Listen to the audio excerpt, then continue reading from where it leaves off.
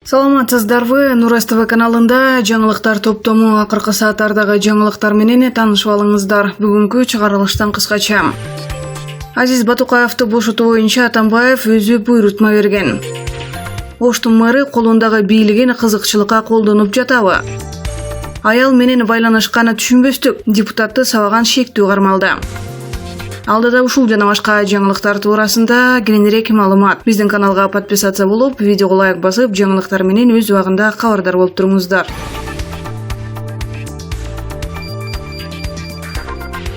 Өкмөт Кыргыз өлкөсүндө уранды кайра иштетүүгө уруксат суроодо. Мындай пикирин бүгүн 25-июнда отун энергетикалык комплекс жана жер казынасын пайдалануу боюнча комитеттин отурумунда премьер-министр Мухаммедкалый Абылгазиев билдирди. Премьер-министр өз сөзүндө буга чейин министрлер кабинети өлкө аймагында уранды казууга тыюу салган токтом кабыл алгандыгын айтты. Мыйзам долбооруна торий дагы кошулган. Биздин адистер учурда торийди иштетүүгө уруксат сурап жатат.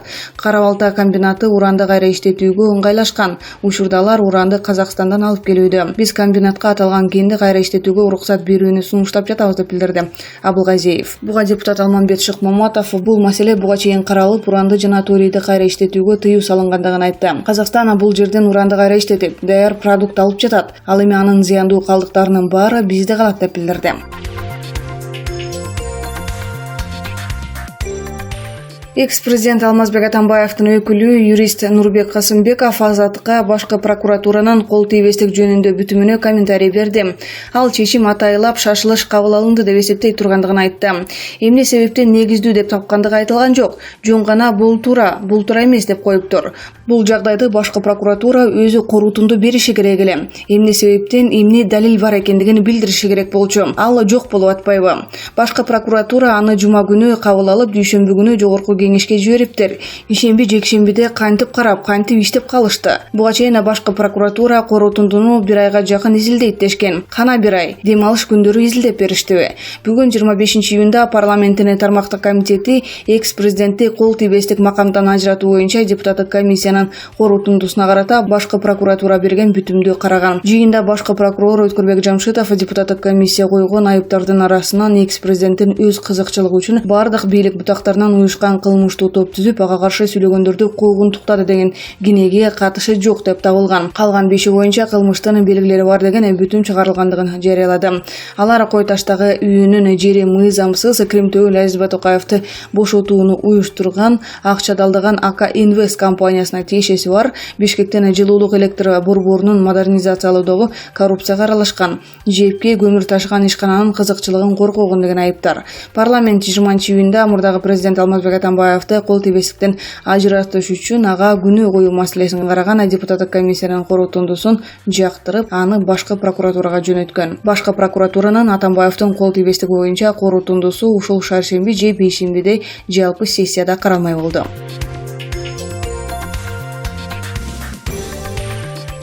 Нарын шаарында жана Ат Баш районунда коопсуздук 2019 республикалык командалык окуу машыгуу иш-чарасы өткөрүлүп баштады. Бул тууралуу аймактык кабарчы билдирди. Маалым болгондой, бүгүн 25-июнда Нарын шаарында коопсуздук 2019 биргелешкен командалык штабтык жана мобилизациялык машыгуу башталды. Ага куралдуу күчтөрүнүн башкы штабынын башчысы Райымберди Дүйшөмбиев, өкмөттүн облустагы өкүлү Аманбай Кайыпов, тийиштүү мекеме ишканалардын кызматкерлери жана күч органдарынын кызматкерлери, аскерлер катышты. Иш-чаранын максаты ар кандай табигый техногендик кырсыктарга, массалык башаламандыкка жана өзгөчө кырдаалдарга карата Нарын облусунун күч түзүмдөрүнүн, атайын кызматтарынын, мекеме ишканаларынын даярдыгын текшерүү болуп саналат. Окуу машыгуунун учурунда Кыргыз Республикасынын куралдуу күчтөрүнүн генералдык штабы тарабынан ар кандай өзгөчө кырдаалдардын сценарийлери берилип, тиешелүү кызмат адамдарынын ушундай кырдаалдардагы биргелешкен аракети жана даярдыгы текшерилмекчи. Ошондой эле 26-июнь күндөрү Нарын шаарына жана Ат Баш районуна коменданттык саат киргизилип, Нарын шаарынын чыгыш батыш аймактарына тосмолор коюлат. 26-июндан 27-июнга караган түнү шаар ичин түнкү кайгул кызматы көзөмөлдөнмөкчү. Республикалык деңгээлдеги масштабтуу машыгуу Нарын облусунун аймагында биринчи ирет өткөрүлүп жатат. Ал 27-июнга чейин уланат.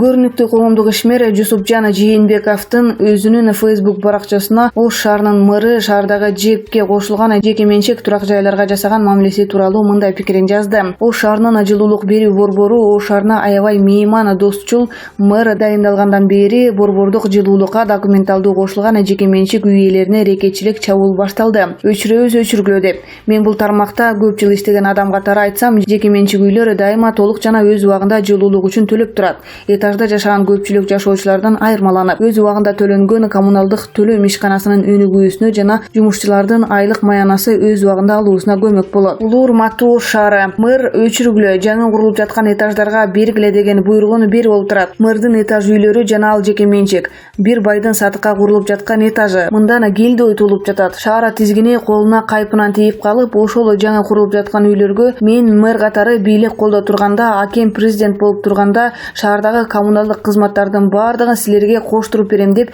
көкүрөк кагып олтурат окшойт. Конечно, сулуу көзү үчүн эмес. Биринчи этажы сууда борбор болсо, ал жерден чотур же болбосо батир жана башка сүйлөшүүлөр болгон сыяктуудай түшүнүк болууда.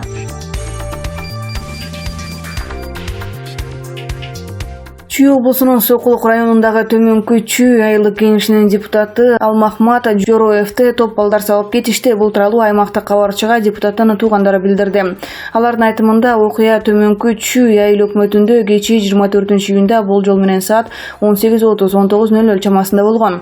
Чүй облустук ички иштер бөлүмүнүн басма сөз кызматынын маалыматына караганда, ушул жылдын 24-июнунда Сокулук райондук ички иштер бөлүмүнүн Жаңы Жер айылындагы аймактык милиция бөлүмүнө Төмөнкү Чүй айылында бир нече жаш балдар жергиликтүү тургунду ур токмок алгандыгы тууралуу маалымат келип түшкөн. Аталган факт боюнча кышам тергөө тобу чыккан. Окуя болгон жерге барган милиция кызматкерлери 22 жаштагы жергиликтүү тургун арыз менен кайрылып, 48 жаштагы тургун атасын топ балдар сабап кеткендигин, жабырлануучу райондук аймактык ооруканага жеткирилгендигин билдирген.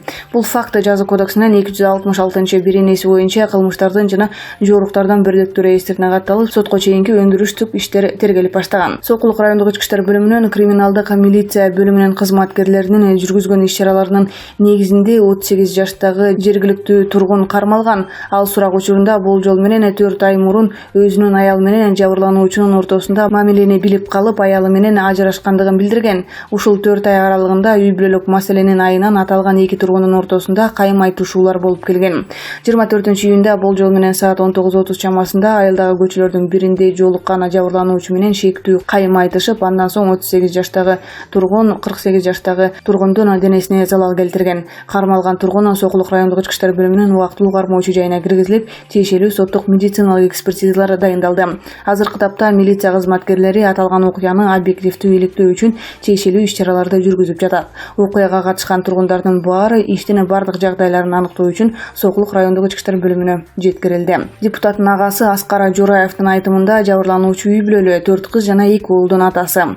Мурда сабаган балдардын биринин аялына байланышканы түшүнбөстүк болгон. Бул жолу чыр эмнеден чыккандыгын билбейбиз. Кечээ иним айдоо аянттарына баруучу сууну текшерип, суу чарбанын жетекчиси менен отуруптур. Ошол маалда сабаган балдардын бири Honda Fit үлгүсүндө унаа менен келип, "Сизде сөз бар, өзүнчө барып сүйлөшөлү" деп алдап чакырып, унаасына отургузуп алып кетиптир. Жолдон унаанын майы түгөндө деп кайра Hyundai Porter үлгүсүндөгү унаага салып, Төмөнкү Чүй айылынын этегиндеги айдоо аянтка алып барыптыр. Ал жакта бир унаада 4-5 киши күтүп олтурушуптур. Иним унаадан түшкөндө эле сөзүгө келбей, аркасынан кара кушка лом менен чаап жиберишкен экен. Анан кийин баарлап темир буюмдар менен чапкылап тепкилешиптир. Биз издеп чакырып кеткен балдарды угуп, алардан сурасак, талаада жатат, таап алгыла деп жооп беришти.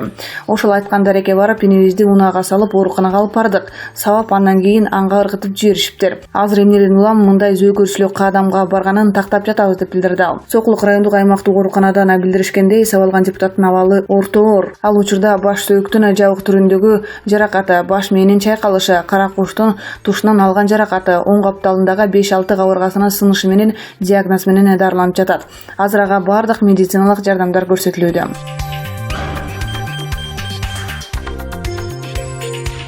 Жогорку кеңештин конституциялык мыйзамдар, мамлекеттик түзүлүш, сот укук маселелери жана регламент боюнча комитети башкы прокуратуранын экс-президент Алмазбек Атамбаевдин кол тийбестигин алуу боюнча корутундусун жалпы сессиянын кароосуна алып чыгат. Бул тууралуу комитеттин бүгүнкү жыйынында айтылды. Эми маселе парламенттин жалпы жыйынында шаршемби же бейшемби күнү каралышы күтүлүп жатат. Жогорку кеңештин басма сөз кызматы азырынча ал кайсы күнү сессиянын күн тартибине киргизилери белгисиз экендигин билдирди. Жыйында экс-президентти кол тийбестик макамдан ажыратуу боюнча депутаттык комиссиянын корутундусуна карата башкы прокуратура берген бүтүм каралды. Аны башкы прокурор Өткүрбек Жамшитов тааныштырды. Жамшитовдун айтымында депутаттык комиссия койгон айыптардын арасынан экс-президенттин өз кызыкчылыгы үчүн бардык бийлик бутактарынан уюшкан кылмыш топ түзүп, ага каршы сүйлөгөндөрдү куугунтуктады деген кинеге катышы жок деп табылды. Калган 5 айып боюнча кылмыштын белгилери бар деген бүтүм чыгарылды. Алар Кой Таштагы тамынынын жери мыйзамсыз Кремтөбөл Азиз Батукаевди бошотууну уюштурган. Акча далдаган АК Инвест компаниясына тиешеси бар. Бишкектин жылуулук электр борборун модернизациялоодогу коррупцияга аралашкан. Жепке көмүр ташыган ишкананын кызыкчылыгын коргогон деген айыптар. Жогорку кеңеш 20-июнда мурдагы президент Алмазбек Атамбаевди кол тийбестиктен ажыратыш үчүн ага күнөө коюу маселесин караган депутаттык комиссиянын корутундусун жактырып, аны башкы прокуратурага жиберген. Депутаттык комиссиянын төрагасы Каныбек Иманалиев Атамбаевдин кол тийбестик маселеси башкы прокуратуранын жообунан кийин чечиле тургандыгын билдирген. Экс-президент Алмазбек Атамбаев жогорку кеңештин депутаттарынын айыптоосу боюнча билдирүү таратып, парламенттин аракетинин артында азыркы президент турарын жана бийлик өзүн жалган айып менен соттогусу келип жаткандыгын айткан.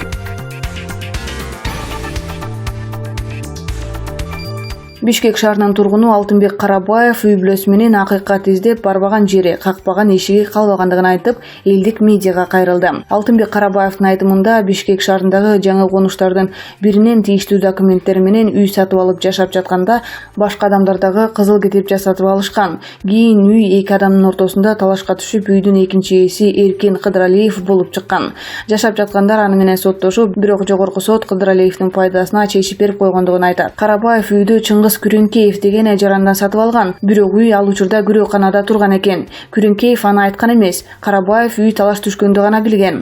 Акыйкат издеген Алтынбек Карабаев үй бүлөсү менен көп жылдар бою Россияда иштеп, кыйналып келип сатып алышкан. Учурда алар көчөдө калабызбы? Жок дегенде акчабызды кайтарып беришсин деп талап кылышууда. Эске сала кетсек, элдик медиа порталы акыйкат издеген көйгөйгө кабылган жарандар үчүн маалымат жыйынын өткөрүүгө дагы мүмкүнчүлүк берет. Азиз Батукаевди бошотуу боюнча Алмазбек Атамбаев өзү буйрутма берген. Бул тууралуу 25-июнда жогорку кеңештин конституциялык мыйзамдар, мамлекеттик түзүлүш, сот укуктук маселелер жана жогорку кеңештин регламенти боюнча комитеттин отурумунда баш прокурор Өткүрбек Жамшитов билдирди. Көрүнүп турганда иш Атамбаевдин катышуусуз өткөн эмес. Бул Атамбаевдин жеке буйрутмасы менен аткарылган. Мындай көрсөтмөнү Шамил Атаханов берди деп билдирди башкы прокурор. Окуянын чоо жайы жөнүндө маалымат берип өтсөк, мындан 6 жыл мурун Нарын шаардык соту Кремтөбөл Азиз Батукаевди айыккысы дартка чалдыкты деген жүйө менен бошотуп, ошол эле күнү өлкөдөн чыгып кеткен.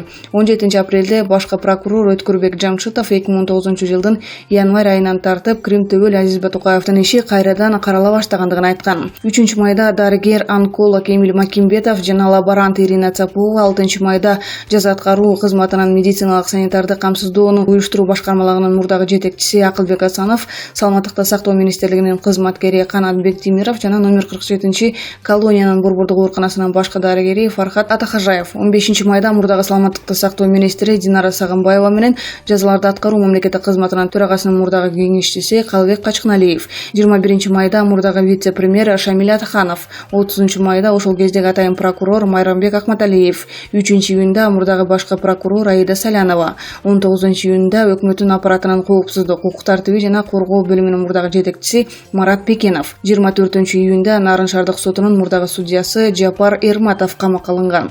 Мындан тышкары 7 июнда жазаларды аткаруу кызматынын мурдагы башчысы, учурдагы жогорку кеңештин депутаты Зарылбек Рысалиев суракка алынып жаткан учурда ооруканага түшкөн.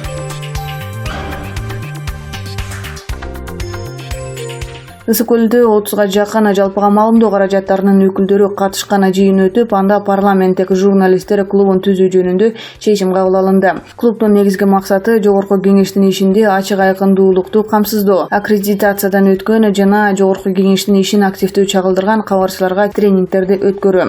Клубка оппозиция дебестен бардык ЖМК өкүлдөрү кошула алат. Биз аларга эл аралык өнөктөштөрүбүздүн колдоосу менен парламенттик демократияны өнүктүрүү боюнча эң мыкты адистерди тартып, окууларды өткөрмөкчүбүз деп билдирди Ибраим Нуракунов. 22-23 июнь күндөрү өткөн жыйында Жогорку Кеңештин 2019-2020 жылдардагы коммуникациялык стратегиясы талкууланып, төрага Дастанбек Жумабеков журналисттердин суроолоруна жооп берди. Парламенттик кабарчылардын пикиринде бүгүнкү күнү Жогорку Кеңешке карай айтылып жаткан сын пикирлердин көбү коомчулуктун эл өкүлдөрүнүн ишмердүүлүгү тууралуу толук кабардар болбой жаткандыгына байланыштуу. Жогорку Кеңештин төрагасы Дастанбек Жумабеков медиа кызматкерлерине кайрылып, Жогорку Кеңештин жетекчилиги журналисттер менен кызматташууга, алардын бул багыттагы сунуштарын угууга ар дайым даяр экендигин белгиледи. ЖМК өкүлдөрү Жогорку Кеңештин жыйынында телерадио каналдар, сайт жана социалдык тармактар аркылуу түз эфирде көрсөтүлүп жатканына оң баа беришти. Ошондой эле Жогорку Кеңеште тармактык комитеттердин, фракциялардын жана парламенттин имаратында өтүп жаткан коомдук жана парламенттик угууларды дагы түз эфирде чагылдыруу муктаждыгы бар экендигин баса белгилешти.